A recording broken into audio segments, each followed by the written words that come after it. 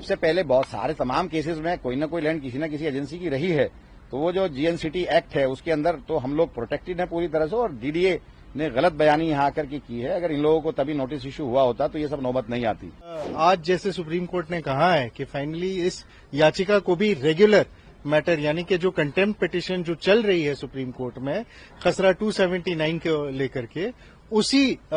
Matter के अंदर इसे सुनवाई होगी इसकी। सुप्रीम कोर्ट से आज हमें ये राहत मिली है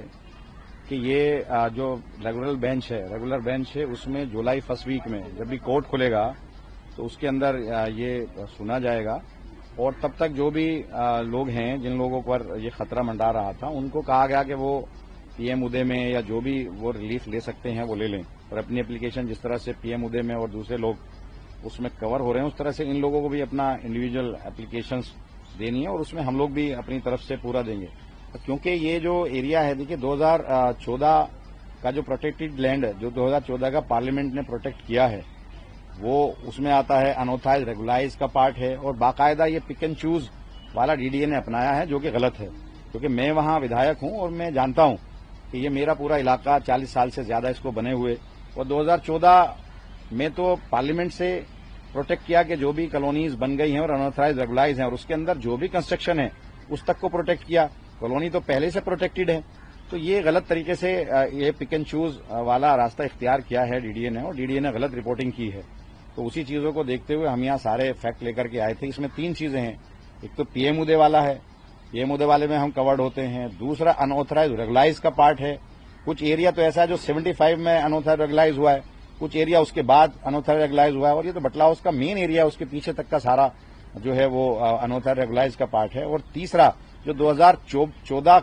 में पार्लियामेंट ने जो प्रोटेक्ट किया है कि 2014 तक जो भी कंस्ट्रक्शन हो गया, जो भी कॉलोनीज हैं वो उनको तोड़ा नहीं जाएगा, तो उसमें भी हम कवर्ड होते हैं। तो गलत कर रहा है डीडीए, और उसके लिए हम लोग आए हैं, और हमें पूरी इसको जुलाई में सुना जाएगा जो रेगुलर बेंच सुनेगी, और उसमें हमें पूरी राहत मिलेगी। हमारे भाई के एमएलए हैं, ये बताइए कितनी बड़ी दिक्कतें वहाँ लोगों के सामने आ रही, कितने लोग इफेक्टेड? देखिए, आशियाना बड़ी मुश्किल से लोग बनाते हैं, और आशियाना बनाने में जमाना लग जाता है, और ये लोग उजाड़ने चले आते हैं। मैं इनसे पूछना चाहता हूं ये कैसे तय करेंगे कि मैं अनऑथराइज रेगुलाइज का पार्ट नहीं हूं, या 2014 में जो प्रोटेक्ट किया पार्लियामेंट ने उसका पार्ट नहीं हूं, या जो पीएम उदय है उसका पार्ट नहीं हूं। ऐसा तो हो नहीं सकता कि एक मकान पीएम उदय में आता है, एक मकान सेव होता है, 4 मकान नहीं होते, फिर 4 मकान सेव होते हैं, एक नहीं होता। ऐसे तो हो नहीं सकता। अगर इनकी कोई लैंड है तो वहां पर अनऑथराइज रेगुलाइज अगर कॉलोनी बन गई है, मैं मानता हूं वो डीडीए की लैंड है, अगर डीडीए की लैंड में भी अनऑथराइज कॉलोनी बन गई है तो वो भी प्रोटेक्ट है। अब से पहले बहुत सारे तमाम केसेस में कोई ना कोई लैंड किसी न किसी एजेंसी की रही है, तो वो जो जीएनसीटी एक्ट है उसके अंदर तो हम लोग प्रोटेक्टेड हैं पूरी तरह से, और डीडीए ने गलत बयानी यहाँ आकर के की है। अगर इन लोगों को तभी नोटिस इशू हुआ होता तो ये सब नौबत नहीं आती। क्योंकि मैं विधायक हूं, मैं जानता हूं सारे नक्शे हमारे जो हैं सरकार के हैं, और सरकार ने सब चीजों को प्रोटेक्ट किया है। अनऑथराइज रेगुलाइज का पार्ट है, तो ये गलत कर रहा है डीडीए। अमरनाथ भाई, नोटिस चस्पा कर दिया गया है और उसके बाद जून तक का समय है, तो क्या आप लोग अभी डीडीए के पास जाएंगे, एप्लीकेशन देंगे? डीडीए को अब खुद जब हम लोग सब जुडिश है तो डीडीए को तो अब वेट करना पड़ेगा। जब मैटर सब जुडिश है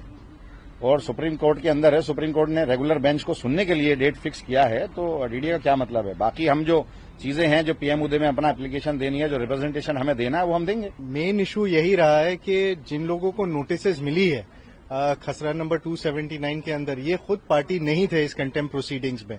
और जबकि ये जब खुद पार्टी नहीं थे तो बिना इनका सुनवाई इनको डायरेक्टली नोटिस दिया गया। ऑर्डर में जबकि स्पेसिफिकली ये बात कही गई थी कि 15 दिन का नोटिस इनको दिया जाएगा जिसके जवाब ये दे सकेंगे, बल्कि उसके जगह नोटिस सीधी इस बात पे आ गई कि आप ये जगह को खाली करें। तो ये 2 मेन पॉइंट्स पर हम लोग ने सुप्रीम कोर्ट में याचिका दर्ज की थी, और आज जैसे सुप्रीम कोर्ट ने कहा है कि फाइनली इस याचिका को भी रेगुलर मैटर यानी कि जो कंटेम्प्ट पिटीशन जो चल रही है सुप्रीम कोर्ट में खसरा 279 को लेकर के, उसी मैटर के अंदर इसे सुनवाई होगी इसकी।